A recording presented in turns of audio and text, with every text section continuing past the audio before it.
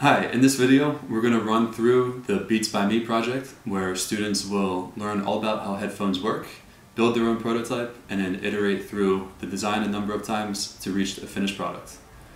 Let's jump right in. The way I engage students in this is by bringing up the whole idea that headphones have now morphed into a completely different kind of product. They're not just a commodity item anymore, where they all come in black and you buy them in a plastic box at the store. Instead, you see headphones now being advertised on billboards, on buses. They're colorful, they come in different shapes, and they're being endorsed by celebrities in music and sports and fashion. So how did this happen? Dr. Dre and Jimmy Iovine, who your students may or may not know of, but these two guys got together and decided to produce headphones that would cater to the individuality of people, and it was a revolution in the sense that they found a way to market this item. Students, because of the price on these headphones, think that speakers must be really complicated. It must be a pretty complex system, and perhaps the physics is obscured. There's probably some magic involved. But when you break it down and you get into the physics of it, it's incredibly simple. So what we're going to do today is actually rip apart a speaker, see how it works, and then see if we can re-engineer it from the ground up, just using the basic materials, and then work towards a process of iteration and try to get a finished product that the students can call their own. You'll need magnets, and I recommend neodymium magnets, which are really strong. Copper wire, this is sometimes called magnet wire, and I recommend 32 gauge. And lastly, you'll absolutely need some sort of audio plug so you can connect it to your device. This can be actually disconnected from an existing pair of headphones, or you can buy this separately. You'll want construction materials like paper, fabric, and metal. You'll need tools like scissors, hot glue, and sandpaper. And lastly, although it's optional, it's very helpful to have a set of alligator clips, and if you can get your hands on a speaker so you can dissect it and see how it works, that'll really help you out. Here we have a manufactured speaker, and we're going to dissect this in just a moment to see how it all works. But first, let's hook it up to a 9-volt battery and pass some current through it, just to make sure that it does function properly.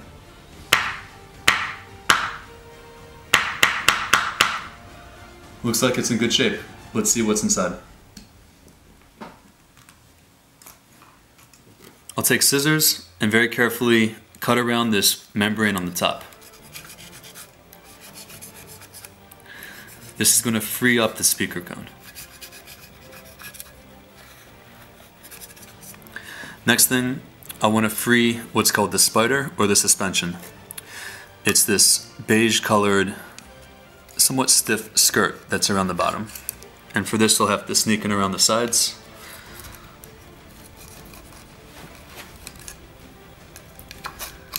And you'll see that once I pull this all apart in just a moment. Okay, let's see if we can take this off. Okay, here goes my speaker cone with what's known as the suspension or the spider underneath, and a coil of wire, which is referred to as the voice coil. I can continue separating all this.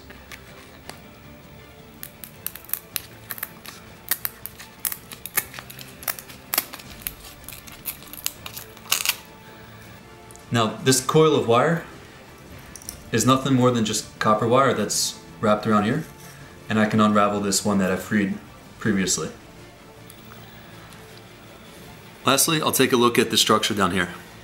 If I take these metal scissors and bring it close, I feel it snap. So there's definitely a permanent magnet located in the bottom of this. But it's not immediately obvious how I can separate this, so I'll probably leave this unit intact. Just to recap, we have our speaker cone, which is going to vibrate against the air, actually producing our sound. We have the voice coil, which generates the vibrations for the speaker cone. A spider, or a suspension as it's sometimes called. My students call this the skirt, but it functions to hold the voice coil in place and somewhat act as a spring. And lastly, we have the basket, which holds the entire assembly together and has a permanent magnet in the bottom. Okay, let's make a voice coil. I'm going to roll up a piece of cardstock that's sized just around the magnets that I'm going to use. Now just a note here about the magnets that are available to you. If you dissect a speaker, you might be able to harvest the magnet from that actual speaker, which is great if you can reuse it. If not, I suggest you pick up small neodymium disc magnets from a store. In either case, I'm going to size my cardstock template around the magnets and then use this as the base for my actual voice coil, which I'll start building with just regular paper. Grab a piece of tape to hold this in place, and I'll set my template aside. When it comes to the wire, I have two choices. Once again, I can try to reuse some of the wire from the voice coil that I harvested from the speaker, or if this is not an option for you, you can pick up some 32 gauge magnet wire, or sometimes it's called enameled wire. I give my students approximately a yard of this, and there are some different aspects of winding this that they can explore. One thing to keep in mind is to have enough wire hanging off from each end of your coil so that you'll be able to keep your alligator clips at a distance from the magnet.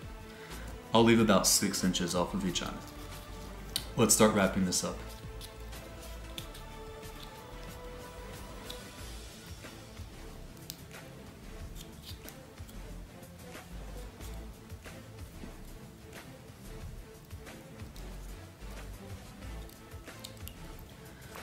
I'll try to keep my coil pretty tight and, if possible, neatly wound around it. With a little bit of hot glue, I'll secure the wire to the paper tube.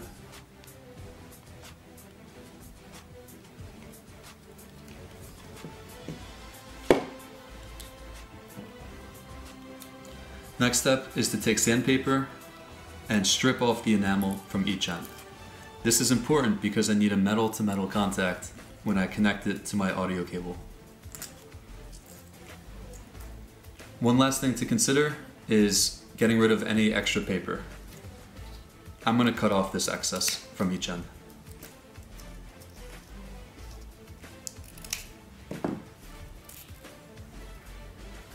I'm now ready to attach my speaker cone.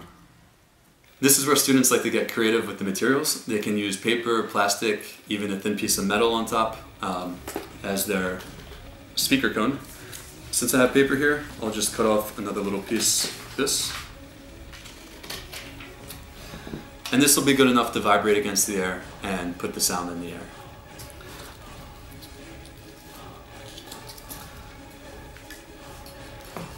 Some more hot glue just to secure these two pieces together.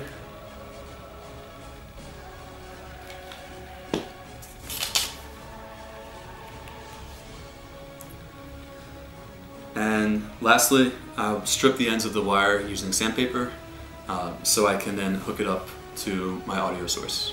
Let me tell you how a speaker works. Here's my prototype. I have a coil of wire which is wrapped around a tube of paper, and when I hook this up to my device, it's going to produce an alternating current of electricity which creates an alternating magnetic field inside of this coil of wire. That alternating magnetic field will alternatively push and pull off of the permanent magnetic field, and that push, pull, is going to create the vibrations which put the sound in the air, bringing delightful music to your ears in a way that no other headphones have ever done before. That's an elevator pitch that I would approve, and at this point students are ready to start building their headphones. It doesn't mean that they're going to be building their final product, it means that they're going to start the process of iteration. So, in our prototype, we have a stripped down version. We just have the cone and the coil. But I don't have any support structure yet, and I don't have this skirt here, which is going to serve the purpose of basically acting as a spring and returning the voice coil back to its original position as the vibrations progress. I'm going to use a plastic dish here as a base structure onto which I'll build everything else, and some more paper to create a suspension system mimicking the skirt. So let's see how we'll do this. I'll disconnect this temporarily.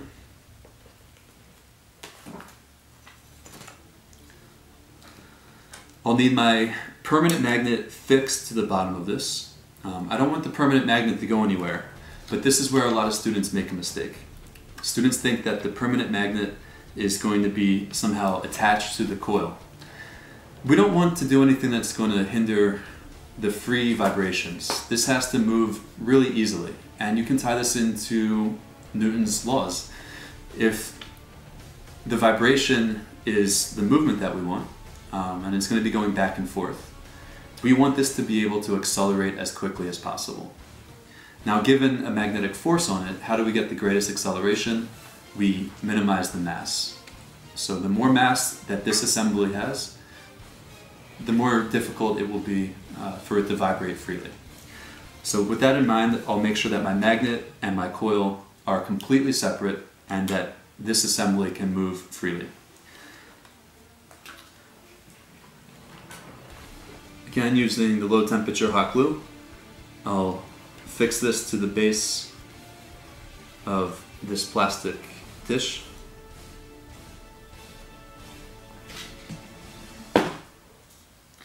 And I'm going to cut off some paper here so that I can build my suspension.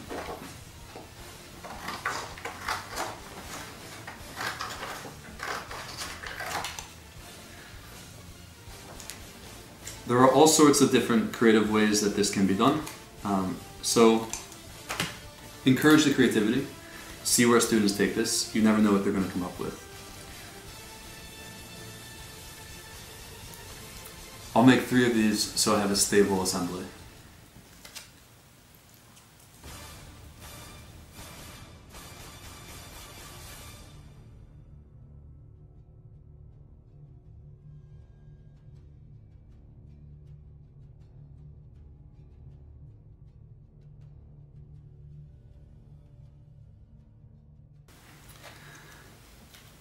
Okay, it looks like I do need to size these down a little bit.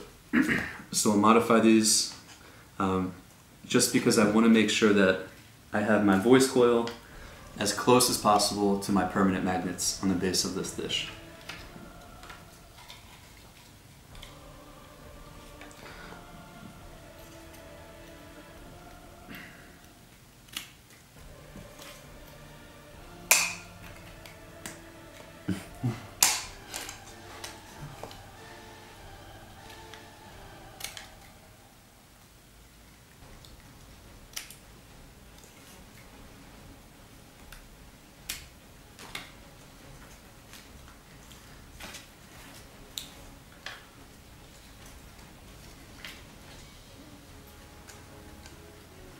Looks like this should work fairly well.